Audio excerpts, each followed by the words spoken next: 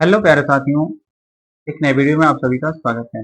इस वीडियो में हम लोग बात करने वाले हैं यूपी बीएड के सिलेबस के बारे में। जैसा कि हम आपको बताना चाहेंगे, यूपी बीएड यूपी बीएड के फर्स्ट सेमेस्टर में आपको टोटल 4 पेपर पढ़ने हैं। यूपी बीएड के फर्स्ट सेमेस्टर में टोटल आपको 4 पेपर पढ़ने हैं। 4 पेपर में से आज हम लोग फर्स्ट पेपर के बारे में चर्चा करने वाले हैं कि फर्स्ट पेपर के सिलेबस क्या है और हमें इसमें क्या क्या पढ़ना है। ठीक है, तो फर्स्ट पेपर का नाम क्या है, सबसे पहले हम लोग चर्चा करें कि फर्स्ट पेपर का नाम क्या है। तो फर्स्ट पेपर का नाम आप देख रहे हैं, आपके सामने है। क्या लिखा है? शिक्षा का समाजशास्त्रीय एवं दार्शनिक आधार गत परिप्रेक्ष्य। शिक्षा का समाजशास्त्रीय एवं समाजशास्त्रीय एवं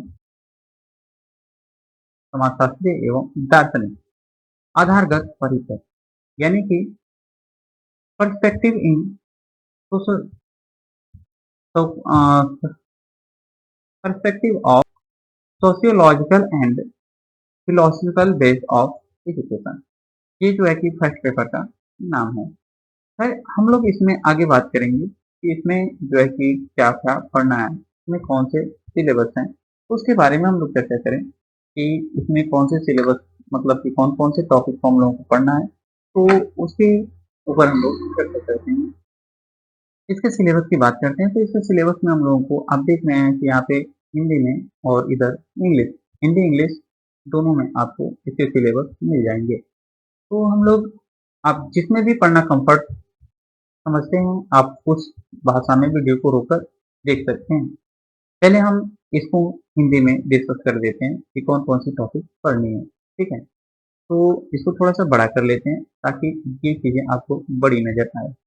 ठीक, ताकि आपको पढ़ने में कोई असुविधा न समझ में आए। ठीक, तो देखिए, इसमें जो पहली टॉपिक पढ़नी है वो कौन सी है। इसमें बात करें हम, टोटल 4 यूनिट पढ़ने हैं। 4 यूनिट में से पहले यूनिट की बात करें तो पहले यूनिट में आपको शिक्षा एवं दर्शन के बारे में जानना है। शिक्षा और दर्शन के अर्थ क्या होते हैं, शिक्षा एवं दर्शन के अर्थ क्या होते हैं, इनके अर्थ के बारे में जानेंगे। फिर उसके बाद इसके संबंध के बारे में जानेंगे। शिक्षा के विभिन्न प्रकार को देखना है। फिर उसके बाद दर्शन के नवीन दृष्टिकोण। फिर उसके बाद इसी में दर्शन की शाखाएं देख लेना है। दर्शन की शाखाएं, तत्व मीमांसा, ज्ञान मीमांसा और मूल्य मीमांसा, ये 3 शाखाएं हैं। इनके बारे में हमें चर्चा करनी है और इनका जो है कि शैक्षिक निहितार्थ क्या है, ये चीजें हम लोग यूनिट 1 के टॉपिक 1 में देखेंगे। उसके बाद हम लोग जो है कि इसमें भारतीय दर्शन एवं शिक्षा के बारे में चर्चा करेंगे। इसमें जो है कि सबसे पहले हम लोग को देखना है कि उपनिषदीय शैक्षिक दर्शन का महत्व, इसकी प्रकृति एवं इनकी प्रासंगिकता। प्रासंगिकता मतलब कि वर्तमान में ये कहाँ तक सही है। उसके बाद हम लोग को देख लेना है बौद्ध शैक्षिक दर्शन का महत्व। उसके बाद प्रकृति एवं शैक्षिक निहितार्थ। इतनी चीज हम लोगों को यूनिट 1 में देखना है। उसके बाद हम लोग चलेंगे, आगे बढ़ेंगे तो आगे हम लोगों को मिल जाएगा यूनिट 2, यानी कि फर्स्ट पेपर का यूनिट 2। यूनिट 2 के बारे में बात करें, इकाई 2 के बारे में बात करें तो इकाई 2 में हम लोगों को पढ़ना है विभिन्न दार्शनिक संप्रदाय पर विचार, आदर्शवाद, प्रकृतिवाद, यथार्थवाद तथा प्रयोजनवाद। यानी कि विभिन्न दार्शनिक संप्रदाय पर हम लोग विचार देखेंगे कि आदर्शवाद क्या है, प्रकृतिवाद क्या है, यथार्थवाद क्या है और प्रयोजनवाद क्या है।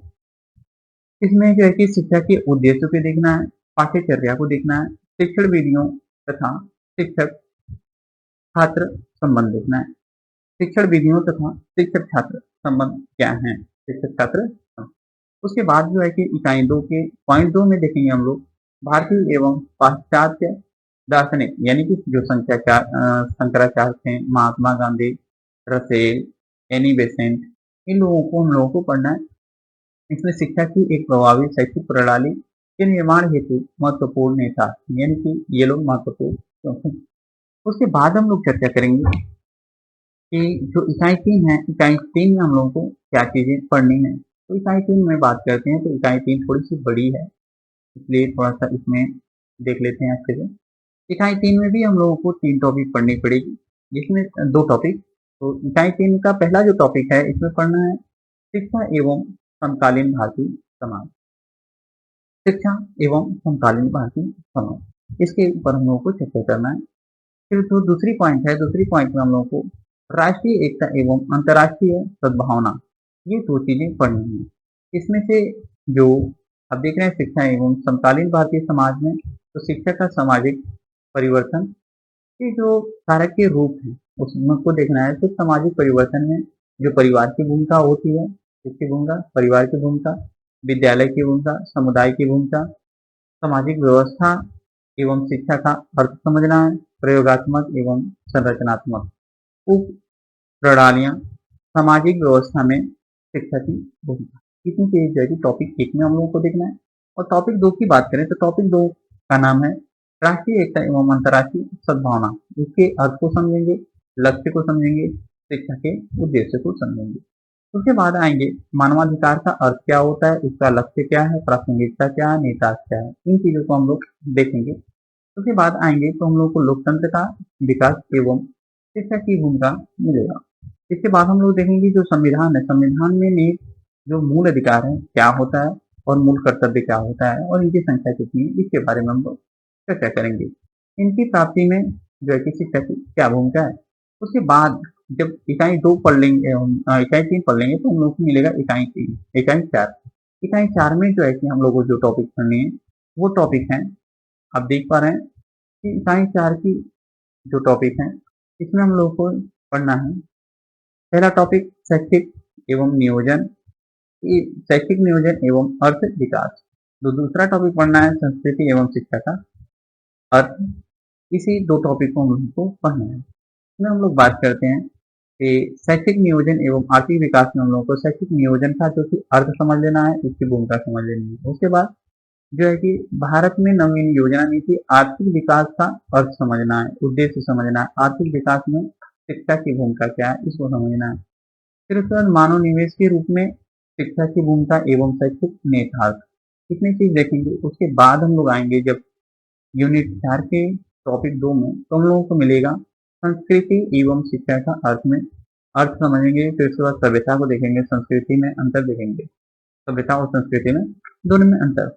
उसके बाद हम लोग बात करेंगे कि संस्कृति की पुनः स्थापना में शिक्षक की भूमिका क्या होती है। उसके बाद मूल्य का अर्थ समझेंगे, भारतीय मूल्य और भारतीय मूल्यों की स्थापना में शिक्षक की क्या भूमिका होती है।